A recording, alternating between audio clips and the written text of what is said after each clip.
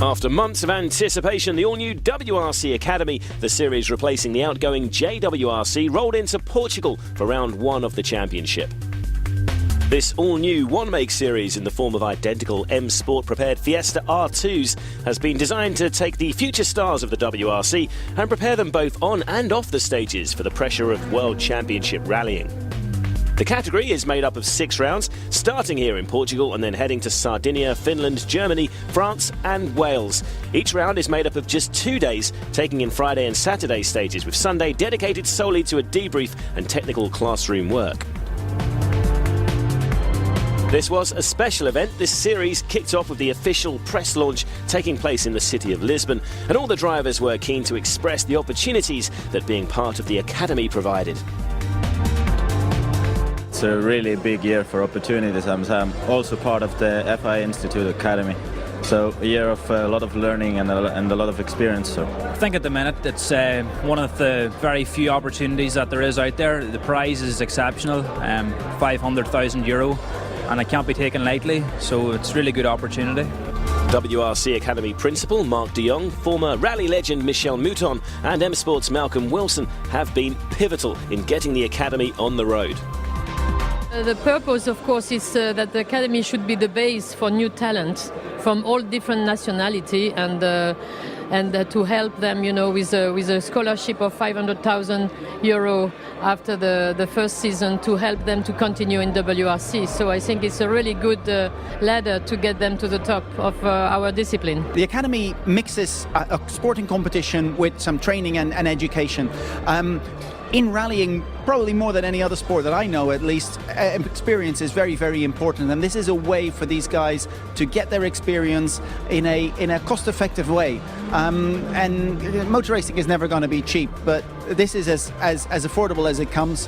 All the cars are identical, all the tyres are identical, everybody's got equal chances, and so it really is the best man or woman to win. It's just an incredible opportunity for all these youngsters. I mean, the whole time I've been involved in the sport, there's never been anything quite like this. So I just hope that they all take full advantage of it, and I'm sure we're going to see the next world champion out of it. As many anticipated, Craig Breen blasted into an early lead. The former Fiesta Sporting Trophy champion, drawing on all his previous experience of the R2, immediately stamping his authority on the rest of the field. Another man drawing on previous experience was Jere Lemesh, the former 2010 star of the JWRC, seemingly the only man able to challenge Breen for top honours. Meanwhile, Australian Brendan Reeves began well, climbing as high as 5th, but he was the first to suffer the wrath of the Portuguese roads with a puncture on stage 3. 9 left on crest, 120. Checking the jaw side. Just have a look first, quick.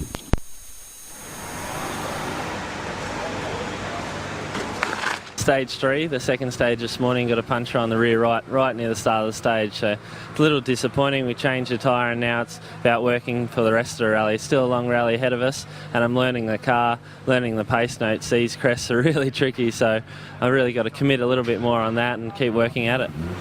However, despite gearbox problems, it was Craig Breen who arrived back at the midday service, top of the class, 30 seconds clear out front.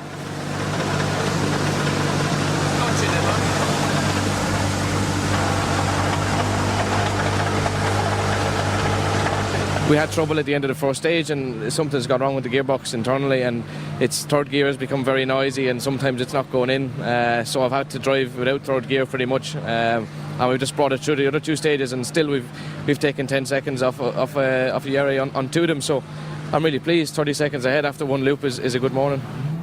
As the Academy headed out for the afternoon loop, Molly Taylor had made a cautious start to the rally, running 10th.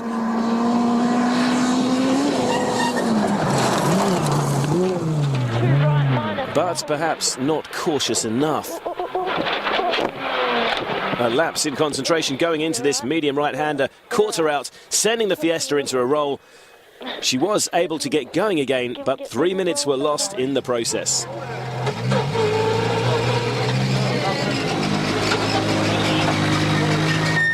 We just came around a right-hander and were just ran to the edge of the road and the wheel just must have tripped on a rock and flipped us over. So just one of those things, and we're like, we can keep going now, but obviously haven't actually seen the extent of the damage yet, so we'll hopefully get it going for tomorrow. So it was an eventful day one in Portugal for the Academy drivers. Craig Breen at the top of the table with Egon Kauer and Alistair Fisher capitalising on problems for Lemesh. The pair were separated by just 0.8 of a second going into the final day.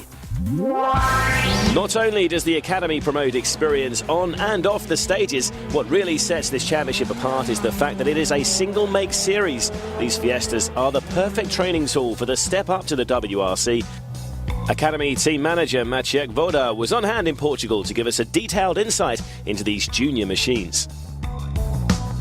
My name is Maciej Woda and I'm in charge of the team supplying cars for a new FIA WRC Academy.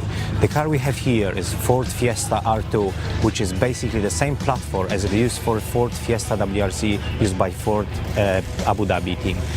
Let's have a look under the bonnet. This is 4-cylinder 1.6 normal aspirated engine which delivers 170 horsepower.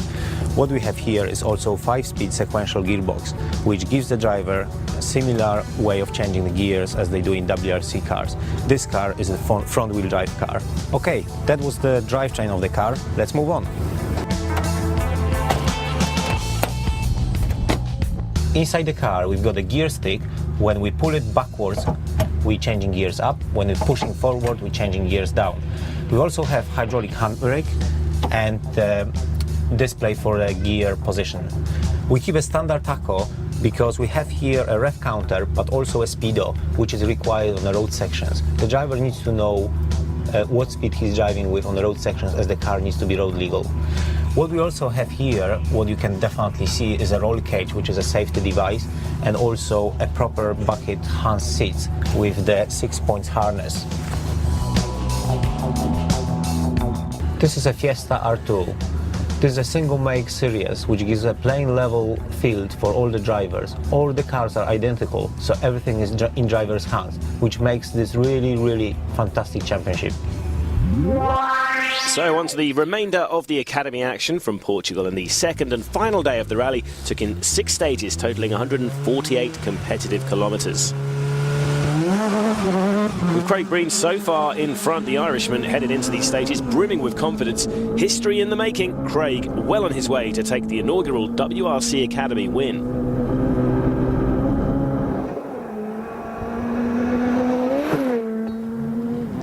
Alistair Fisher was also on the move, beginning the day in third. He made short work of Egon Kauer ahead of him and slotted into second overall by the end of the day's opener.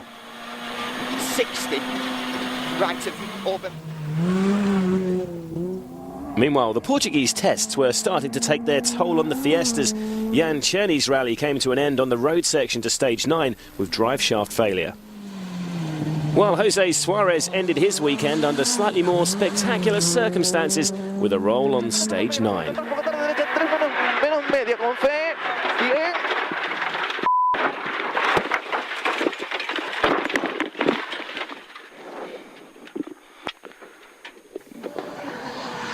But it was another off that would change the scene of the whole event. Craig Breen, rally leader, misheard a pace note in stage 10, and that was enough to end any hopes of a win. His Fiesta well and truly parked in the Portuguese wildlife. He was going nowhere, and his rally was over.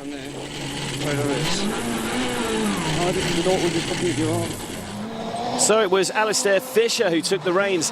Nephew of Irish rallying legend Bertie Fisher, Alistair managed his pace well. But with just 2 stages to go before the end of the event, he too made a mistake and rolled out of contention. Oh, you don't believe it, Don.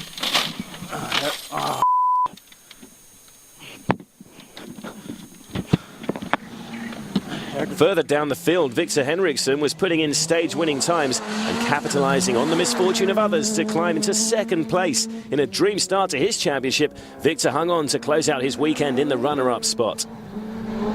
Former Fiesta Sporting Trophy star Christian Reidemann was also showing his pace. Despite not taking a single stage win over the weekend, Christian's consistency was paying off, the German securing the final podium spot. But up front, it was 2010 Estonian champion Egon Kauer who made history by cruising to victory in his Fiesta as the first ever winner of the WRC Academy.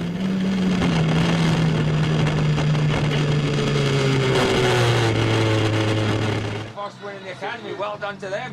Egon has a huge smile on his face. The first time the FIA Academy is running, you've the winner of the first round. Well, I can't explain it in words. I can't be happier. This morning it really started out bad, but we're here now, and it's incredible feeling, you know. So there's confirmation of Egon's victory, making history in Portugal. He was followed by Henriksen and Reidemann, while Brendan Reeves and Alistair Fisher recovered from their problems to close out the top 5. Egon arrived back in service, victorious, and to the applause of his fellow competitors and team. Egon, you're the winner of the first ever round of the WRC Academy. How does that feel?